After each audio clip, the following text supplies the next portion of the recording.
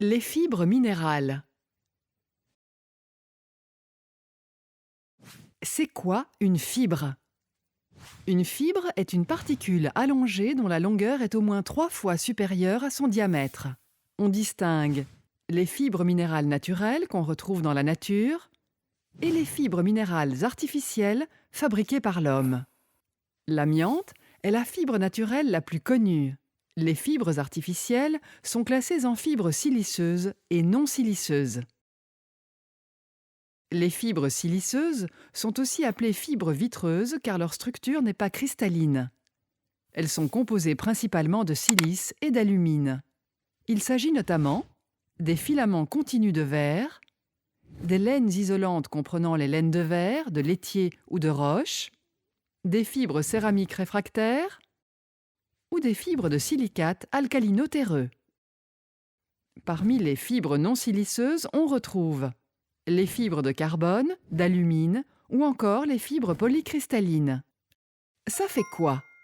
Toutes ces fibres sont résistantes à des températures allant de plusieurs centaines de degrés jusqu'à plus de 1000 degrés. Ces fibres sont utilisées dans l'isolation et la protection incendie domestique et industrielle.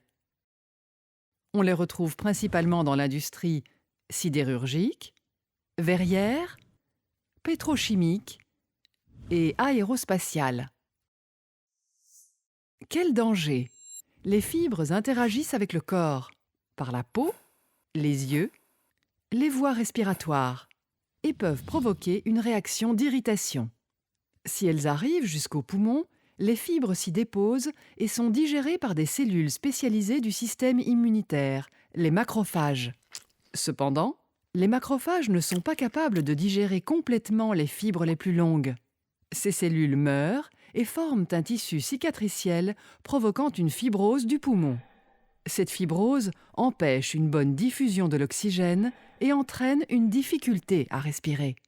La plèvre, qui est une enveloppe entourant les poumons, peut aussi se fibroser.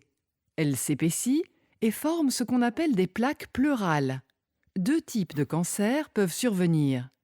Le cancer bronchopulmonaire et le mésothéliome qui atteint la plèvre. Ces maladies s'installent de manière progressive et peuvent être décelées 10, 20 ou même 40 ans après la première exposition aux fibres. Toutes les fibres sont-elles dangereuses? L'amiante est un cancérogène bien démontré chez l'homme. Des études ont montré que les fibres céramiques réfractaires sont cancérogènes chez les animaux de laboratoire et sont suspectées d'être cancérogènes chez l'homme. Actuellement, les laines isolantes et les filaments continus de verre ne sont pas classés comme cancérogènes. Quelle réglementation? L'exposition dépend de 3 paramètres. La fréquence d'exposition, la durée d'exposition et la concentration de fibres dans l'air. Concernant l'amiante, des mesures ont été prises pour garantir une interdiction presque totale en Belgique à partir de 1998.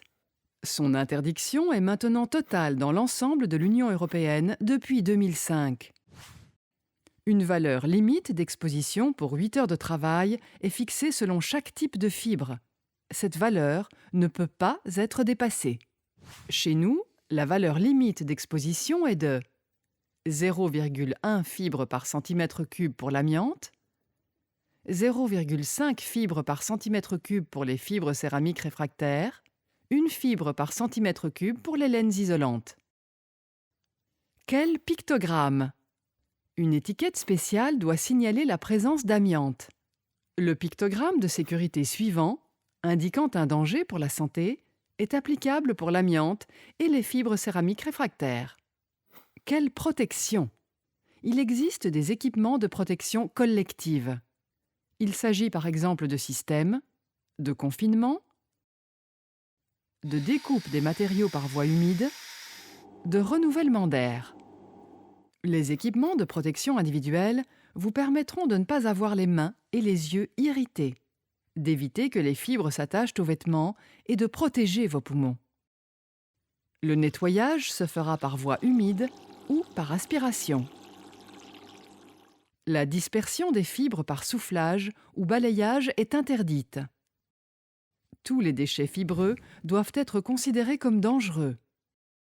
Il peut s'agir des surplus, des chutes, des filtres de ventilation ou des filtres à eau, des sacs d'aspiration ou des équipements de protection individuelle comme les masques respiratoires, les gants et les combinaisons de protection jetables. Ces déchets sont triés et conditionnés dans des sacs fermés, étanches et étiquetés. Ils doivent être évacués au fur et à mesure. Vous devez vous laver les mains et le visage avant chaque pause ou repas et vous doucher avant de rentrer chez vous. Vos vêtements de travail doivent rester dans le vestiaire à la fin de la journée. En conclusion, soyez vigilants avec tous les types de fibres. Respectez les recommandations en vigueur. Si vous avez des questions, n'hésitez pas à vous adresser à votre conseiller en prévention.